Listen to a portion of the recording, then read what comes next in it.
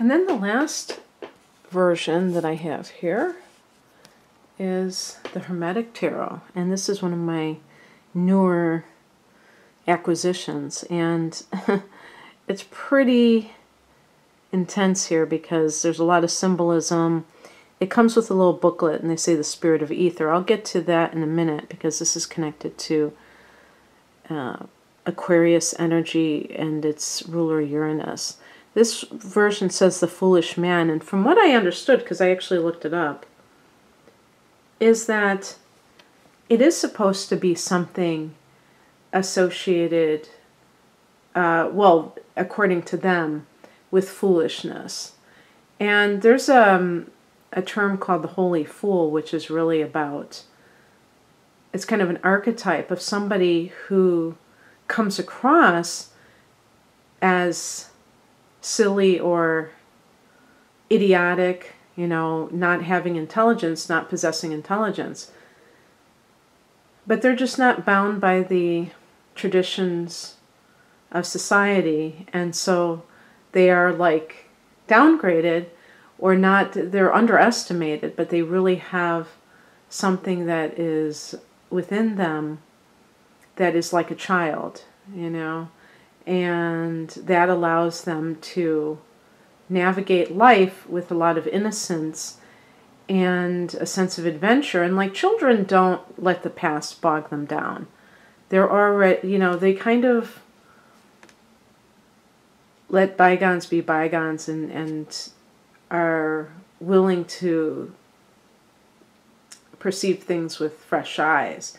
So what I'm going to do, just because this one is so different, I'm going to look it up in the booklet and see, it just is like a little paragraph, and tell you what it says. I'm going to hold the card up as I'm reading it because they describe it. The spirit of ether, Aleph, Ox, Pluto. Oh, that's interesting. So they're saying Pluto. Now, Pluto is a planet of transformation. The sun indicates a bright spring morning. The two-part triangle in the upper right of the card represents air. The symbol of Pluto appears in the mist to the front of the man. Do you see that?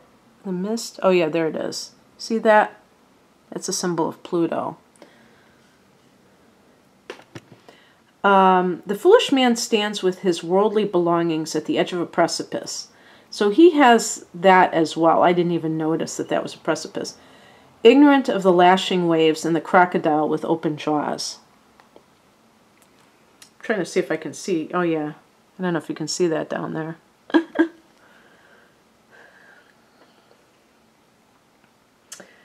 The foolish man holds in his right hand the rose of joy, signifying perfect innocence, and he holds a fierce wolf in check by a leash. Behind him sprouts the flower of silence. The higher significance of this card suggests that the foolish man's perfect innocence is holding the wolf.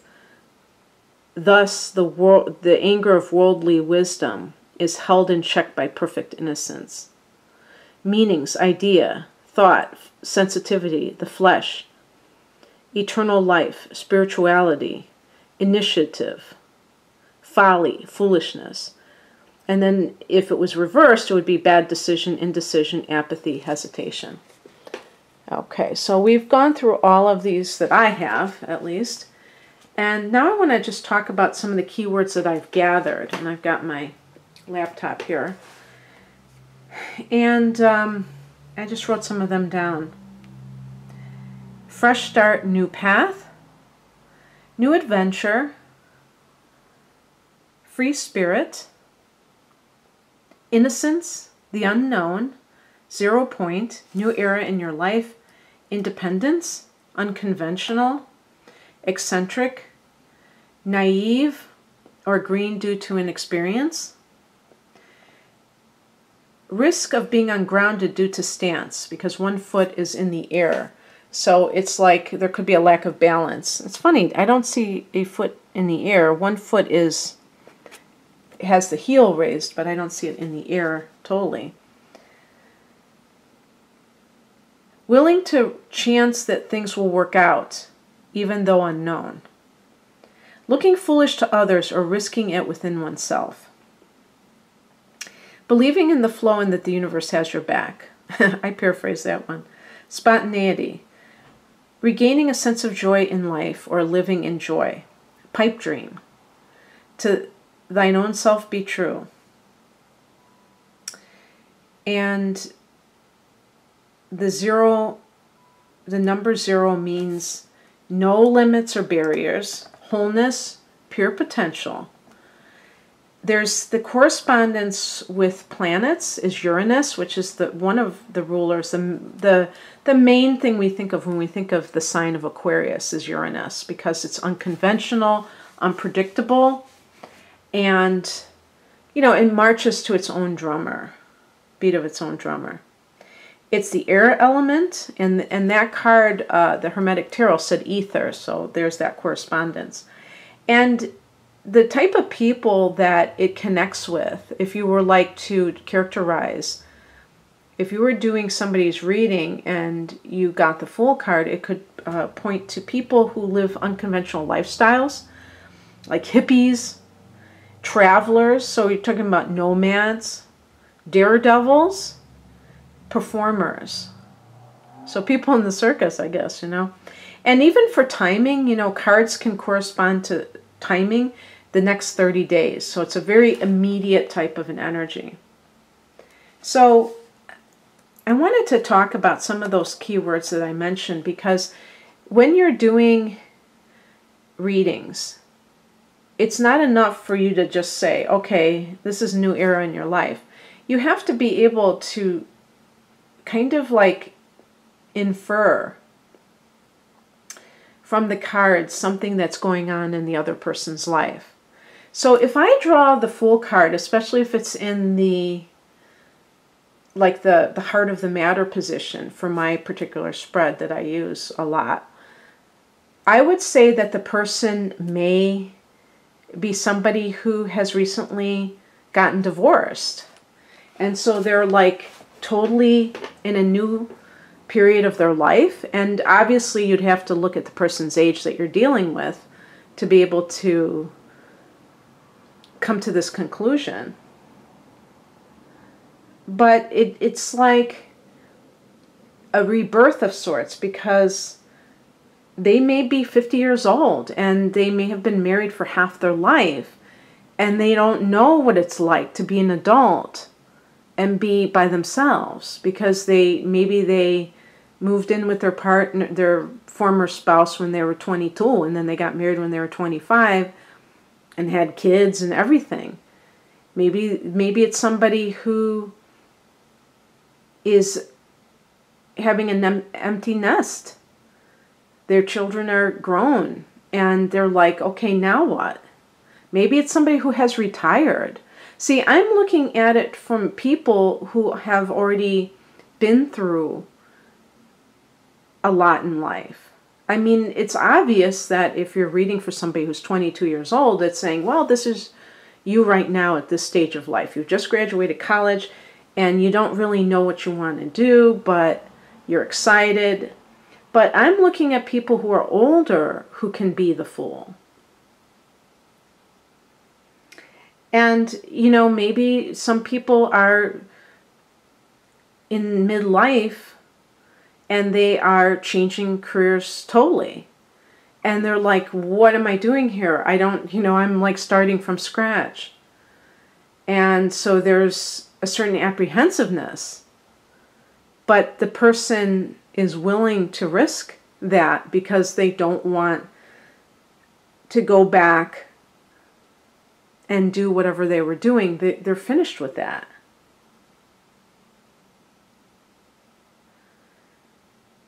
It's important to understand that with the Fool card, we're not talking about living life as other people.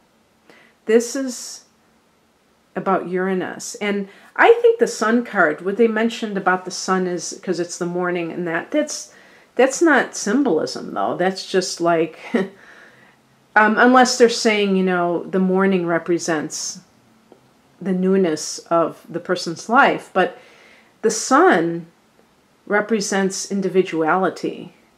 Our sun signs point to our individuality, our healthy ego, our sense of self. So in that sense, it's about finding yourself.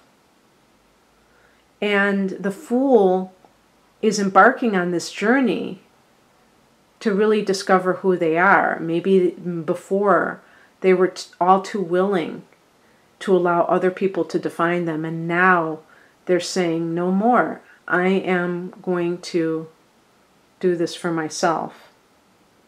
And in terms of the quality of like looking foolish, it's the opposite of conformity. A lot of people conform because they don't want people mocking them.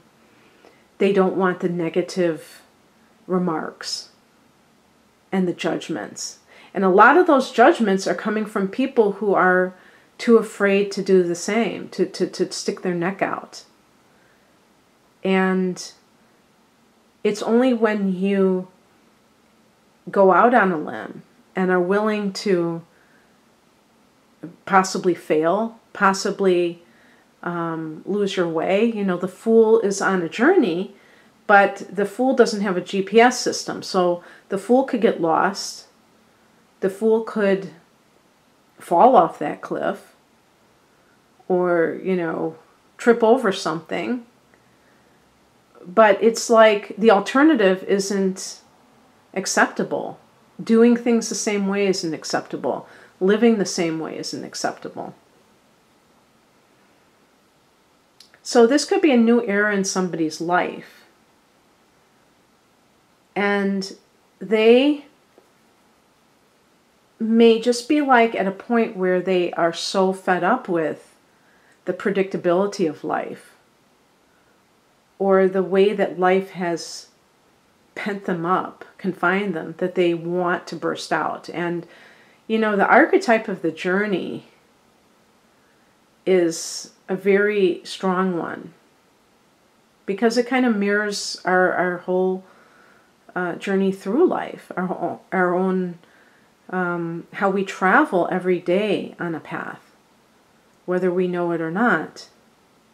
But to me, it's really interesting because with this Fool being the zero or the unknown quantity, you could say that the Fool is doing something very unintentionally, that they're not thinking they're not even thinking of where they're going. They're not looking before they leap. But on the other hand, I see the Fool's journey as very intentional. I see that in order to find themselves, they have to lose themselves. That walking that well-trodden, if that's the proper grammar, path is not appealing to them anymore. That's where the unconventional part comes in.